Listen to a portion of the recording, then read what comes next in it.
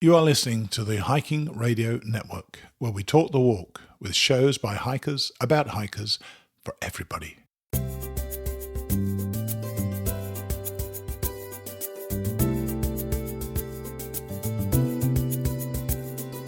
Returning to Katahdin, an Appalachian Trail dream. Have you ever dreamt of hiking the AT? Bruce Matson did, so we're going to follow him every step of the way.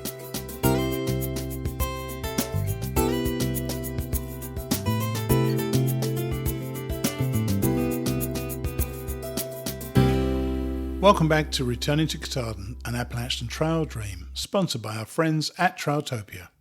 Bruce is really on his way now, so episode number 19 is week 2 of his hike. So far I've been pleased with how Bruce is able to check in. I'm always aware that this is still early and March a little further north of me in Florida can get a whole lot colder. So I've been careful not to detain Bruce for too long. I want us to get a sense of his journey, but I certainly don't want his body temperature plunging because most of us know how dangerous that can be.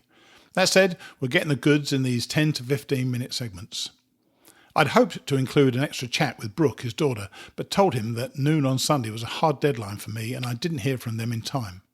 Then, as I was putting the show together, I got an email from Brooke telling me that Bruce's cell was playing up. They're just short of Fontana Dam and the start of the Smokies, so I'll have Brooke's impressions to start next week's show. But it's late morning and time for a bit of brekkie. When I was hiking, I'd wake up to my alarm, deflate my airpad and contemplate my blah breakfast. Every morning I poured water into those different coloured paper bags, scrunch around the ingredients, not one of which had any association with fruit, and then eat that soulless gunk. I then find unhydrated powder and sugar in the crevices of the bag. Trailtopia's blueberry oatmeal is a bit of a novelty because it actually has real blueberries. Who'da thunk? No gunk. It tastes great.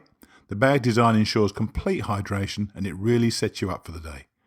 Try Trailtopia Adventure Food, the best of home cooking away from home. Our first chat with Bruce was on Monday, March the 5th, when he called me halfway up Albert Mountain.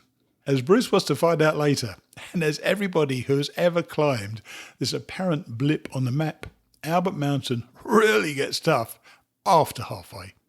I didn't tell Bruce. I didn't want to ruin it for him. Here he is.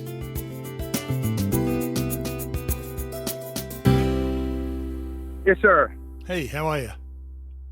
I'm great. I'm good. Yeah. What's the weather like? Well, we had 2 or 3 magnificent days, and today it was supposed to be good, and is good. It's sort of partly sunny, partly cloudy, a little overcast. They saying rain tomorrow. Although the reason it took me a little while, I had to verify all this stuff with Brooke, and Sure. she said I needed to verify my reservation. I'm staying at the Hike Inn at Fontana Dam, and that's where Brooke's going to finish the trip with me. And she just told me that they were calling for rain tomorrow, but now they're calling it off. So we've had great weather. We had 2 really nasty days, but the last 2 days have been pure sun and 40 to 50 degrees. Isn't that amazing? Isn't that awesome? How about that? Come on, tell me. Today is about the same, just not in the bright sunshine. No, you can't complain too much about that. Where actually are you now then? This is now Monday morning at about just before lunchtime. Where are you now?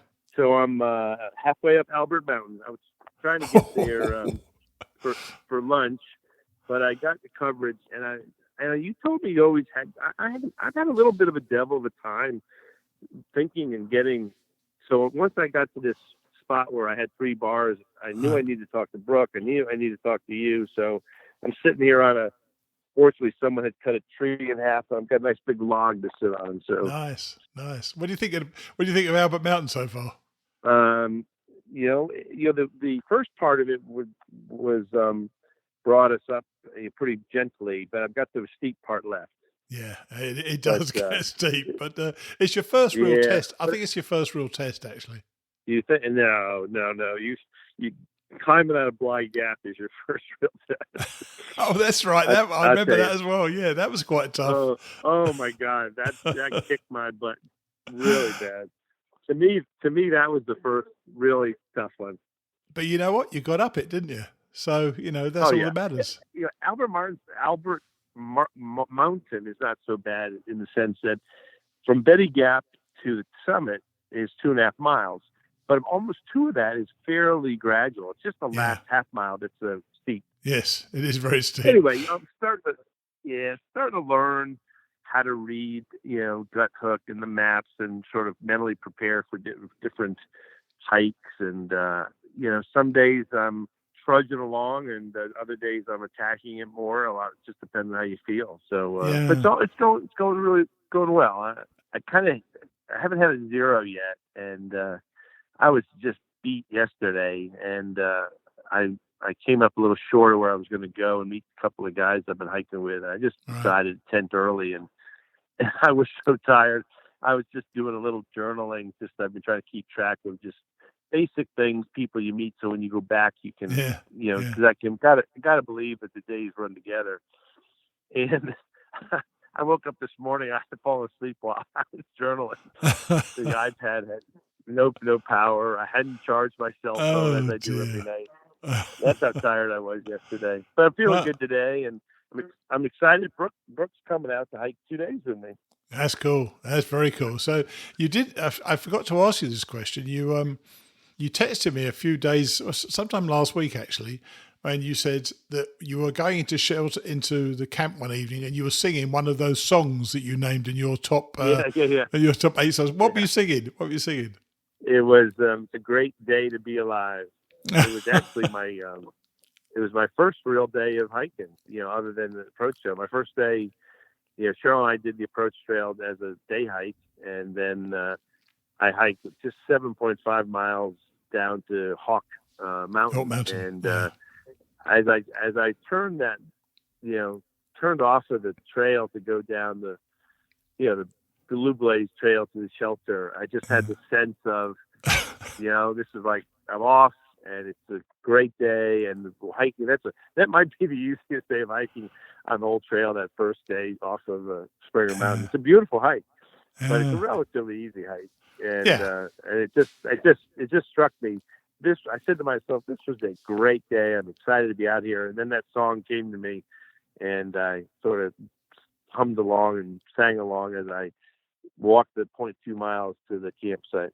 Well, my Diane listened to the episode that came out last night and said, you sound so excited. You sound like you're really getting into it, and that, which is great. I love all that, And have you developed so far some sort of early routine? I know that when I look back on my hike, I think I got up, I had breakfast, I packed up. I usually took 2 hours to get out of camp, which was pathetic. I then walked, I ate, I then lunched and walked some more, got into camp and basically ate and then went to bed. Is that a routine you're getting into right now, or are you trying to mix things up a bit? A little, maybe a little different. I tend to be one of the first, if not the first, out of camp in the morning. Wow. I'm still on my wake up at 5 a.m. routine. And so from 5 a.m. to 6 a.m., I tend to start, stuffing everything in the sacks, looking at the map, thinking about the day. Maybe it's six or so, I'll start breaking down the tent and packing up the pack and head off. The thing that has struck me so far is I haven't been very hungry. So I skipped breakfast, I think 8 out of 10 days. Oh, really? Wow.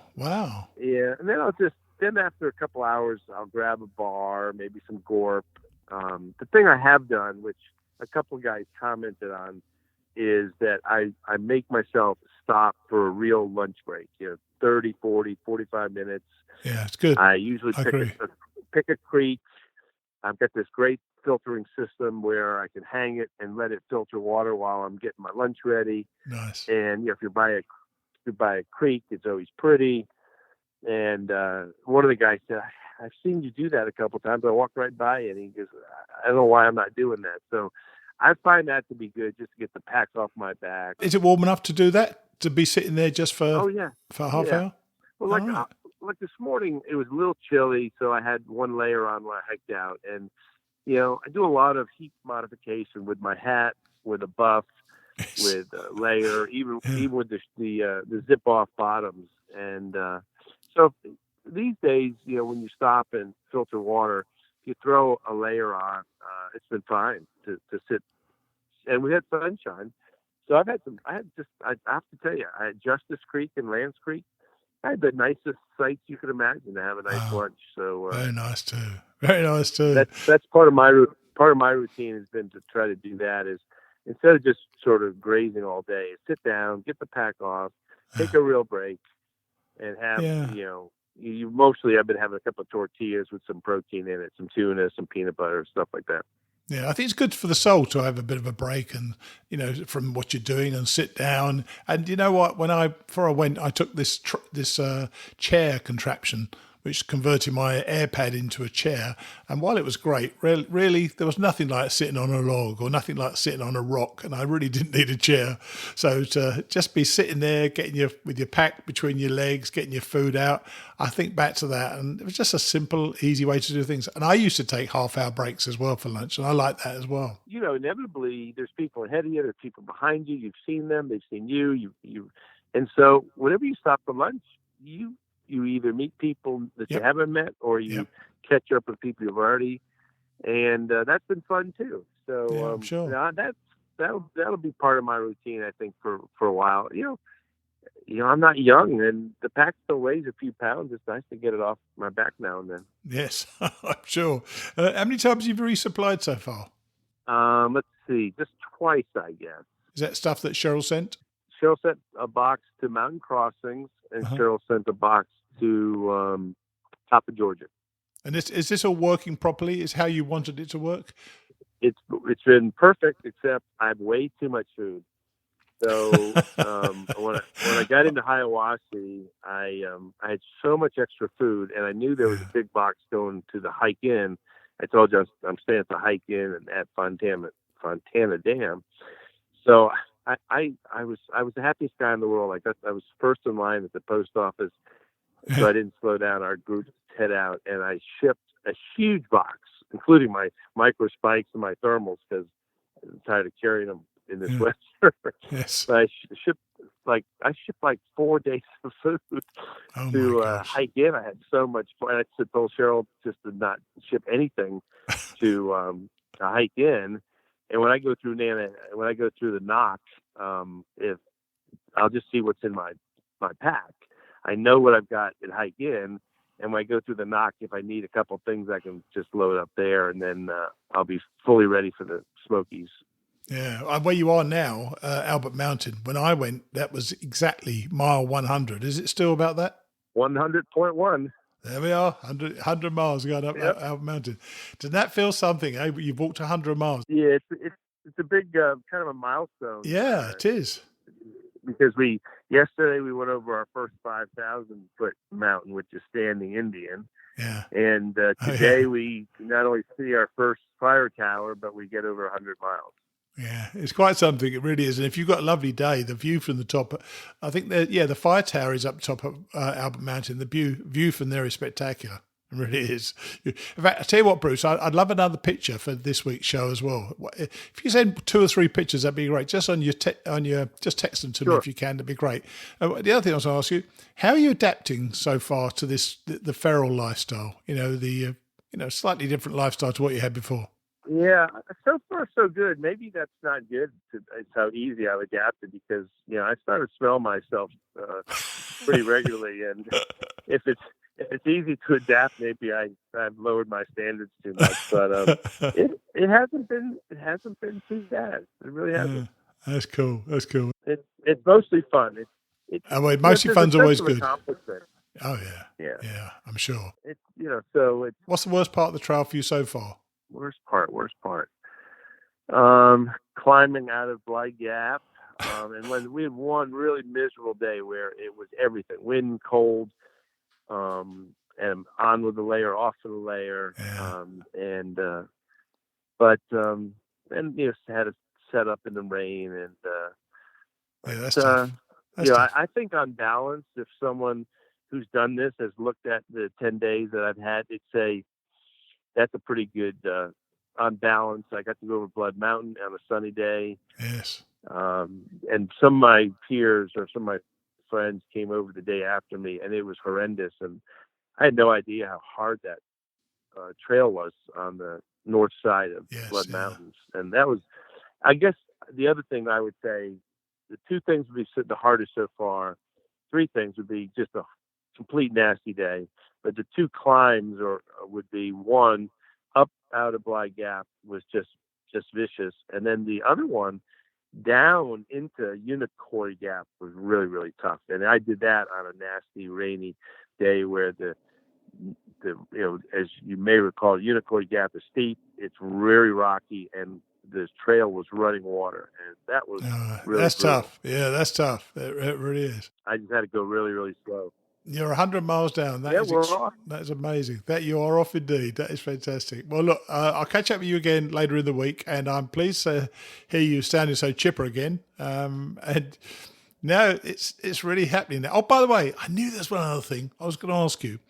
Did you get that feeling on the second night when you were in your tent? Remember that the second night when you realised you were here now? This was it. Has your mindset moved on from I'm planning to go, I'm going, and then now you're there, you're living on the trail?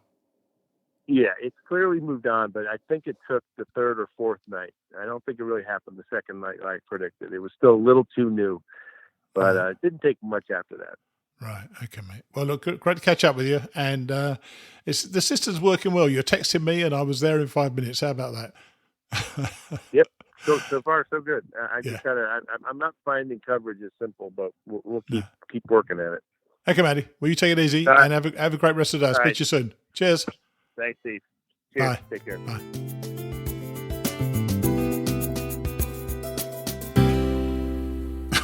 He thought the climb out of Bly Gap was tougher.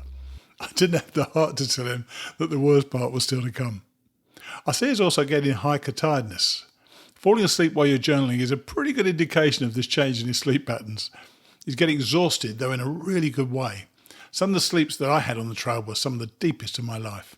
I was often utterly spent getting into camp, and sleep was often calling me at about 6:30. Lovely. And I couldn't be more pleased that he started singing one of his songs. There is something so freeing about singing at the top of your voice in the forest. Apart from anything else, I was trying to scare away the animals. Trust me, if you'd heard me singing, you'd understand. Before we go on to the next chat that we had, here are a couple of 5-star reviews that the show received recently. In his or her review, Jolyn208 asked if Bruce is planning on being at Trail Days in Damascus. That would have been my question to Bruce, Jolyn208, so we're going to save it for next week. In the meantime, send me your address via email and not another review. Jen R. Boyd titles her comment, New Favourite Backpacking Podcast, which is really nice, by the way. She says that she appreciates the, careful, older and wiser perspective here in recalling a dream. She says that the show gives me hope as I'm recalling my own. Very nice, Jen R. Boyd. Bruce and I planned provisionally to speak again on Thursday, but I didn't hear from him again till Friday the 9th, and he had a friend with him. As you'll hear, my memory let me down yet again. Here's Bruce.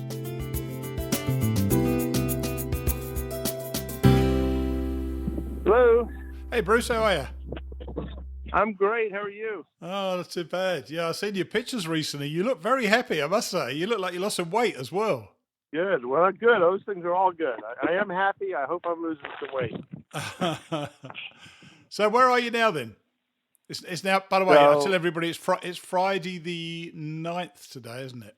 That's right. So I meant to call you yesterday. I hiked into the Knock, which I really did not like the hike into the Knock. The downhill, yeah, it's tough, was very severe and not only severe in some places, but dangerous from that place called Jump Off. But anyway, it was kind of fun for me to get into the NOC because the first thing I did was there was my only second piece of trail magic. Somebody named the Crazy Brit left some beers on the last bridge as you enter into NOC, and I sat there and I drank one of those beers, and looking out over the river, they had all the slalom gates up. Oh, yeah. And do you know that 40 years, almost to the day, I competed through those slalom gates. Oh, wow. That's great. It was really, really neat to look at these gates still hanging there. And, yeah, I would say, so 40 years ago, that would have been 78. And in 78, I was competing.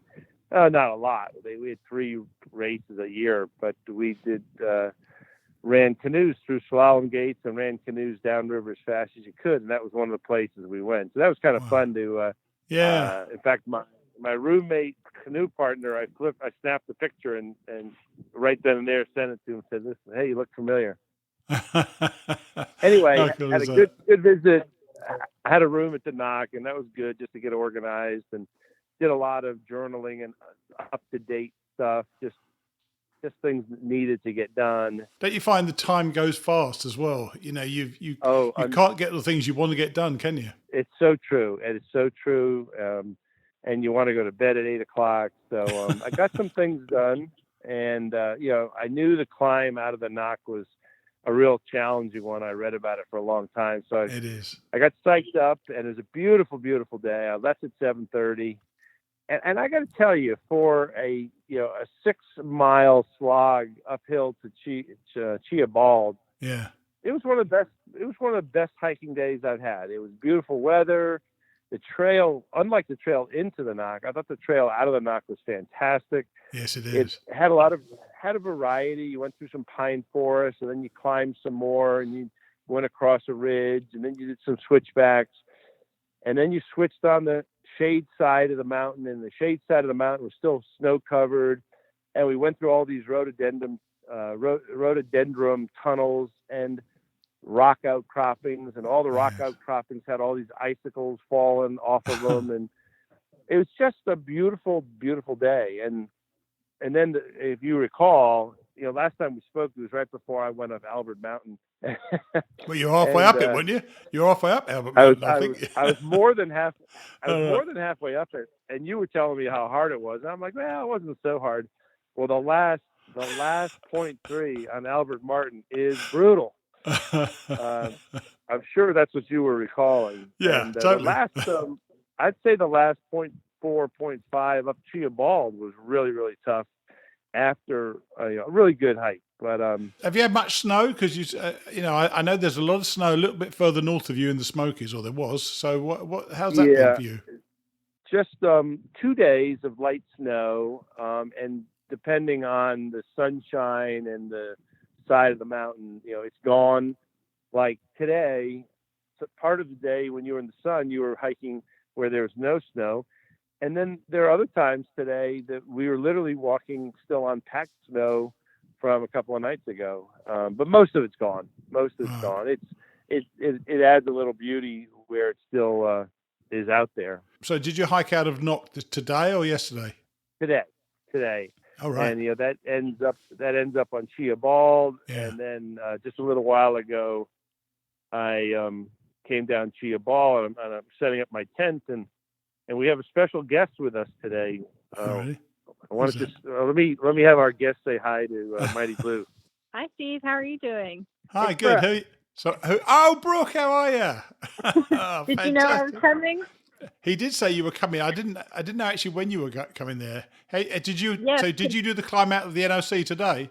No, I didn't. So I drove from Chapel Hill to Fontana today and got dropped off at Bly Gap, and then walked a few miles south.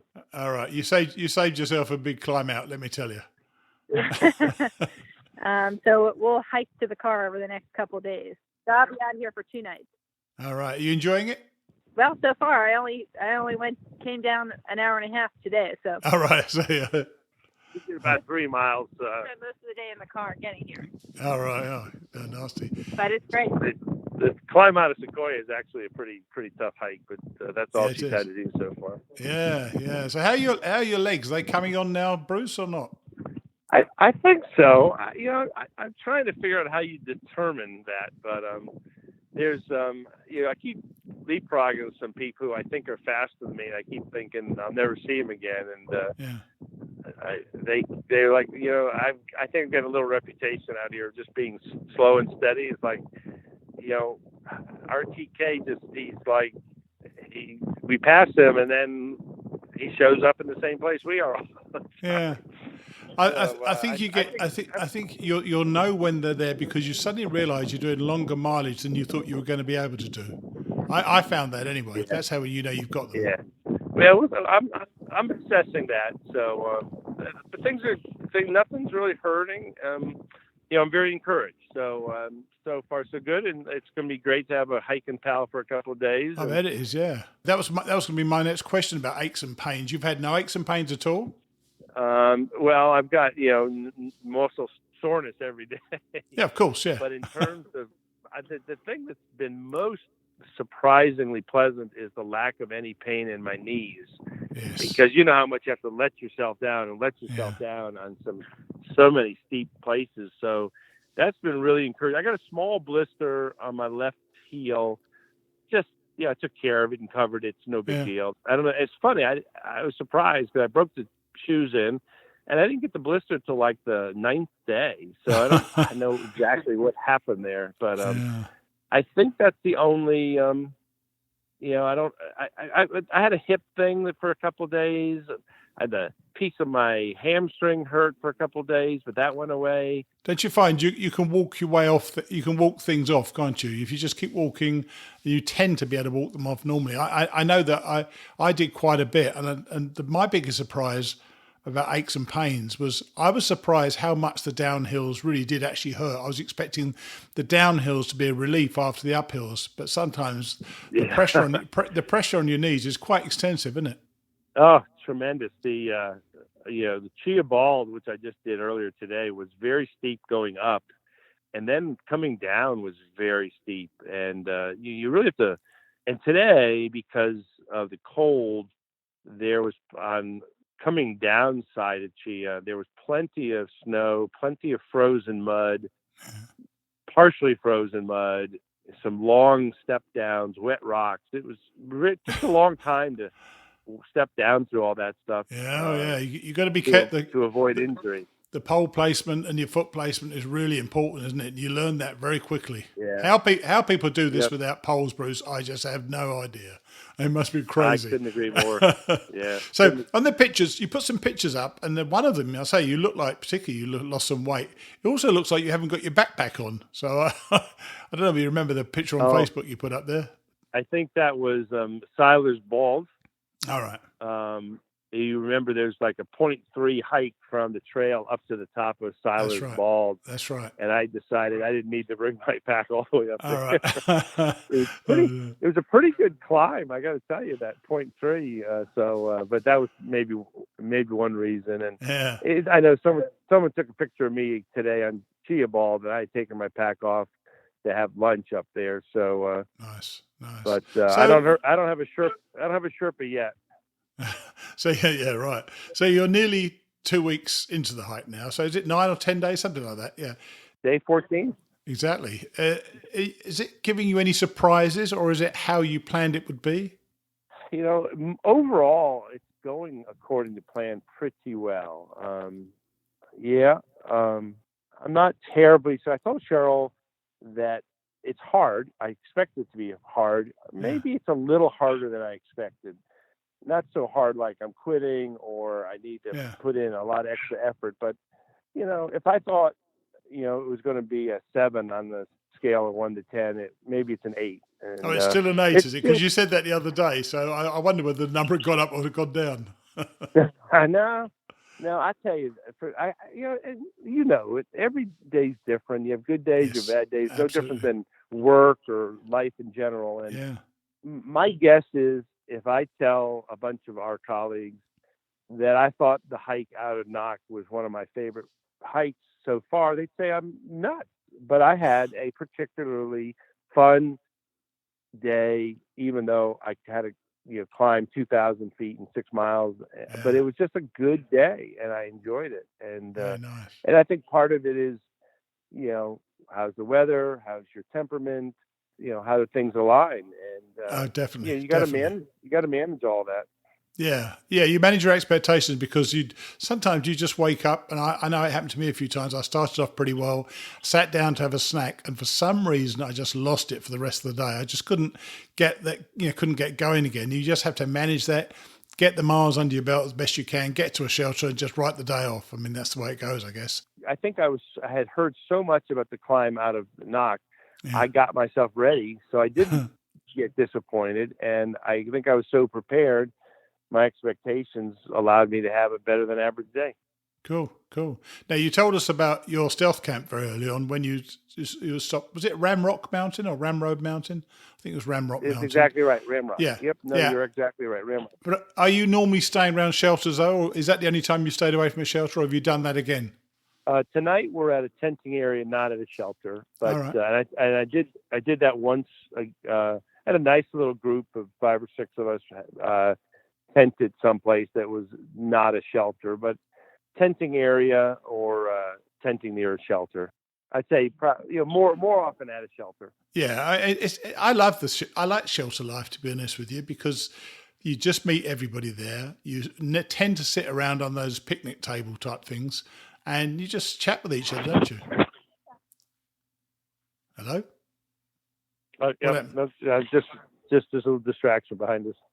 All right. We got some other people tenting here. All right. I wonder what happened there. Crikey, I thought you fallen or something. So what's the early impression in of shelter life? Do you enjoy it? I haven't stayed in a shelter, so I don't know that. Yeah, don't rush to do that. A couple of times the shelter life was not existent because the weather was so bad you couldn't really hang out unless you were in the shelter itself. Right. So I think the jury's still out for me. I haven't spent enough time. But I think, the times I've done it, like cooking breakfast and cooking dinner, everybody's just so pleasant and you're all doing the same thing. So it's enjoyable. Great. That's lovely. Do you start to observe? I mean, we're all observers of life in our everyday life, I guess. Are you kind of observing character traits that emerge within the community you're meeting? Yeah, I guess so. My bubble's been changing and hasn't been as consistent, so probably need more time, but kind of the jury's out on that too, I guess. All right. So, and what about the mileage now? Where you've come out of NOC, how far have you gone now altogether? What mile are you on? Yeah, I think I'm right at just short of 140, I think, 137 maybe. Brooke, do you remember what the mileage is here? 137, I think. I got it right here. Oh, Brooke says 142. Let me see. Just over 2,100 miles to go. Yeah. and you've got into NOC. Have you gone into any other towns so far, or is that your first stop at a town? I did go into Hiawassee. Oh, did you? Okay, and you stayed there. All right. Well, you're 147. You're making progress. And by the way, on your spreadsheet, where were you meant to be today? Right where I am. That's how Brooke knew where to find me. Of course she did. She probably knew precisely where you'd be. Oh, that's funny. Well, I'm so pleased you're well. And I was struck by how well you looked the other day in the picture. So if you don't mind, I'm going to take 1 or 2 of those pictures off Facebook and put them on the show notes as well. Okay? Oh, sure. And I'll send you some more. Okay, buddy. Well, you have a good time and enjoy your time with Brooke, and I'll speak to you again soon. All right. Take care. Okay, mate. Cheers. Bye. All right. Bye-bye. Cheers. Bye-bye.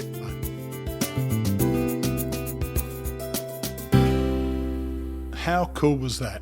He saw the slalom gates he'd canoed through 40 years before. That must have been quite nostalgic for him.